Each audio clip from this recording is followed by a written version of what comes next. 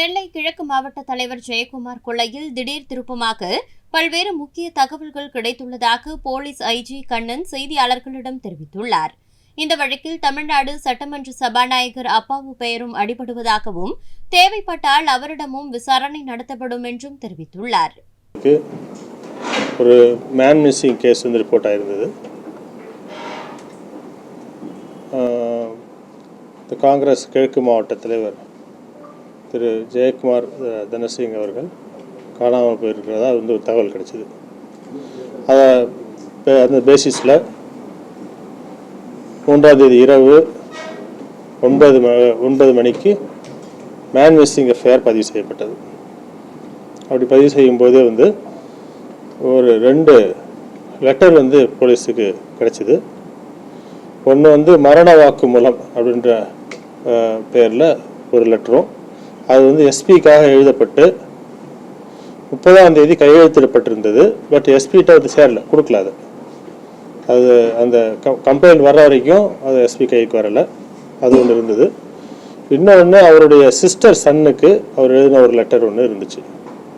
அந்த சிஸ்டர் சன்னுக்கு அவர் எழுதின லெட்டரில் ஒரு குடும்பத்தினருக்கு கடைசியாக ஒரு குறிப்பும் சொல்லியிருக்காரு. அது ஒரு அப்பாலஜெட்டிக்காக ஒரு அந்த மாதிரி ஒரு லெட்டர் ஒன்று இருந்தது. அதில் முதல் எழுதின எஸ்பிக்கு எழுதின லெட்டரில் வந்து அவருக்கு சில கொலை மிரட்டல்கள் வந்ததாகவும், அப்புறம் சில பேர்கிட்ட கூட வந்து அவருக்கு ஃபினான்ஷியல் டிரான்சாக்ஷன் இருக்கிறதாகவும், அந்த ஃபினான்ஷியல் டிரான்சாக்ஷன் இருக்கிறதுனால அவருக்கு டெத் த்ரெட் இருக்கிறதாகவும் அதில் மென்ஷன் பண்ணியிருக்காரு. அதில் அவர் சொல்கிறாரு, எனக்கு ஏதாவது நடந்தது அப்படின்னாக்கா இதில் இருக்கிறவங்களுக்கு காரணமாக இருக்கிறது வாய்ப்பு இருக்குது அப்படின்னு சொல்கிறாரு. ஆனால் அதில் சொல்லும்போது மரண வாக்குமூலம்னு சொல்லியிருக்காரு முதல்ல. 2ஆவது எழுதின லெட்டர்லேயும் அதேமாதிரி சில ஃபினான்ஷியல் டிரான்சாக்ஷன் சொல்கிறாரு. ஃபினான்ஷியல் டிரான்சாக்ஷன் சொல்கிறதோடு மட்டும் இல்லாமல் கடைசியாக ஃபேமிலிக்கும் சில தகவல் சொல்கிறார். இந்த மாதிரி உங்களெலாம் நான் என்னென்ன பண்ணியிருக்கேன்றதை சொல்கிறாரு. ப்ளஸ் சம் பீப்புளுக்கு மனசு கஷ்டப்படுற மாதிரி நடந்திருந்தா சாரி அப்படின்ற மாதிரி சொல்கிறாரு. ஏதோ நடந்திருந்ததுன்னா நீங்கள் வந்து இதுக்கெல்லாம் வந்து எதுவும் பழி வாங்காதீங்க அப்படின்ற மாதிரி சொல்கிறாரு. இதுதான் எங்களுக்கு இனிஷியலாக கிடைச்ச எவிடன்ஸு. ஸோ அதை பார்க்கும்போது 4th அன்னைக்கு மார்னிங் அந்த வீட்டுக்கு பின்புறமே அவங்களுடைய அந்த தேக்கு மரங்கள்லாம் இருக்கக்கூடிய ஒரு தோப்பில் அவருடைய பாடி வந்து டெட் பாடி வந்து கருகின நிலைமையில் கிடச்சிருந்துச்சு. ஸோ இந்த நேரத்தில் வந்து அந்த பாடி எடுத்துகிட்டு போயிட்டு நாங்கள் போஸ்ட்மார்ட்டம் பண்ணியிருந்தோம். அவர் கொடுத்துருந்த அந்த லெட்டர்லாம் பேஸ் பண்ணி இதை முழுசாக வந்து அந்த நேரத்தில் வந்து தற்கொலைன்னு சொல்ல முடியல.